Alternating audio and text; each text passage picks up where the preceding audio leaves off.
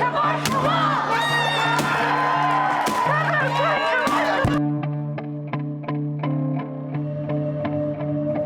are facing a battle for the truth with the Marcos and Duterte tandem. We will not let the history of Marcos, martial law, and people power die. We will make sure that that history lives on for generations to come. Never again to martial law! Never again! Never again! Never again to martial law!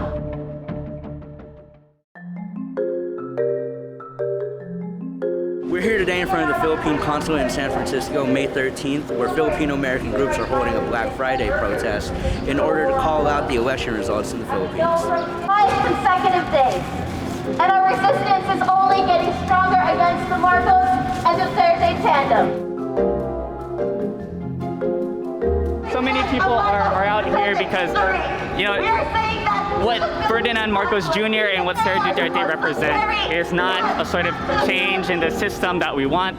Does not represent democracy. It does not represent good governance. Never again to martial law! Never again! Never again! Never again to martial law! We know too many lives have been killed at the hands of the Marcos and Duterte dictatorship. We honor and remember all of those who made the ultimate sacrifice for the freedom of their land and their people. We continue to fight to carry on this legacy.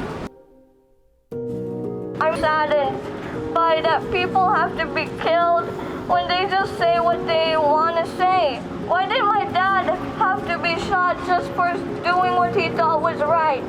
They shot my dad because they thought it was right to silence our voices.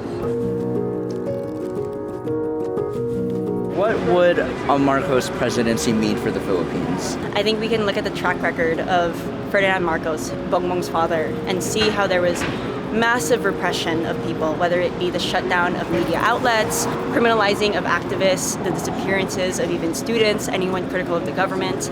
What would a Marcos presidency mean for Filipino Americans here in the U.S.? What we've already seen with the current administration is how there has been much more increased repression and targeting of Filipino Americans here in the United States.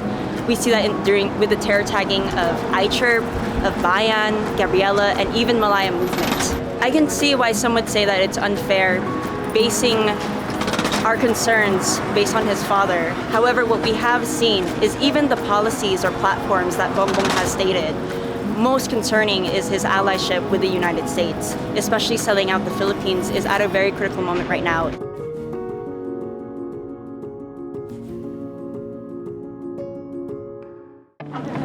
We fully reject the Marcos and Duterte regime. We do not accept this win. Never again to martial law. Never again. Never again. Never again to martial law. Never again to martial law. Never again to martial law.